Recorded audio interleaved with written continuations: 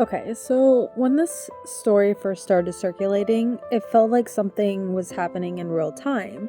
Reports of scientists, researchers, experts tied to sensitive fields, some missing, some dead, some surrounded by unanswered questions. At first, it was treated as separate cases, unrelated incidences, individual tragedies, coincidence layered on coincidence. But now that interpretation is starting to take a shift because people aren't just looking forward anymore, they're looking back. And what they're finding is a name that didn't originally belong in this timeline of events, a name from years earlier. And that name is Amy Eskridge, a researcher connected to advanced propulsion concepts and experimental physics discussions that sat on the edge of publicly understood science like anti-gravity. Her work by nature lived in a space that already attracted attention, both academic curiosity and skepticism. But what brings her name back into circulation now isn't just what she worked on, it's the timing of her death. Back in 2022, her passing was officially ruled as an unalivement. At the time, it didn't generate widespread national coverage. There was no major press cycles, no long investigative documentaries, no sustained public discussions.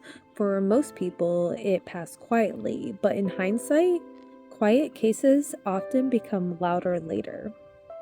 Recently, a video of Amy has begun circulating again online. Not a new recording, something older, something that was always there but wasn't widely discussed in the way it is now.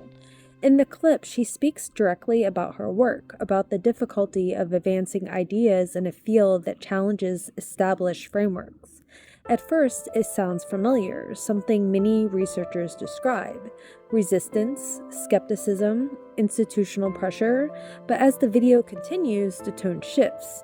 There are moments where she describes the intensity of that resistance in a way that feels more personal, more emotionally charged. She speaks about being pushed back against, about facing barriers that weren't purely academic.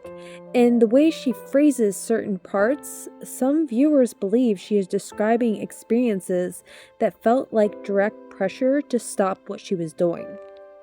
Or else.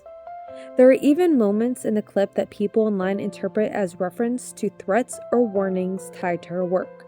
However, it's important to say this clearly. The interpretation of that video is not universally agreed upon.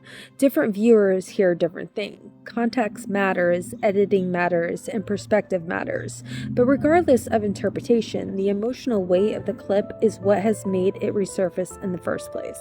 Because now in 2026, with multiple reports circulating about scientists tied to sensitive fields being missing or found unalived, people are starting to look for earlier cases that might feel similar in hindsight, and Amy's name keeps appearing in those discussions, not as confirmed evidence of a connection, not as a proof of anything larger, but as a possible early point in a pattern where people are now trying to understand. The idea forming online isn't that her case was officially linked, it's something more subtle, that maybe if there is a broader story here at all, it didn't start recently, and maybe it wasn't recognized when it first appeared. In some discussions, she is now being referred to as the 11th scientist, not in any official capacity, not in confirmed reporting, but as a narrative label being used to connect older and newer cases into a single line of speculation. A way of saying, if you count backwards, if you include older incidences, does the pattern extend further than originally thought? And once that idea takes hold, it changes how people look at every case that came before it. What makes this entire situation difficult to define is the space between facts and interpretation. On one side, there are real scientists, real research fields, real documented cases of deaths and disappearances across different timelines. On the other side, there's no officially confirmed, unified explanation tying all these events together. No declared, coordinated investigation confirming a single cause. No official statement confirming a connected pattern across all cases being discussed online, which leaves a gap, and in that gap, theories form, questions grow, and the older cases get pulled back into the conversation. So now the question is no longer just about what's happening recently, it's becoming something broader, something harder to define. If people are now looking back years, re examining older cases, replaying old interviews, and finding new meaning in things that were once overlooked, then the real question shifts again. Not just what is happening now, but how long people have been trying to understand it without realizing they were already looking at the beginning. Have a good day, guys. Bye.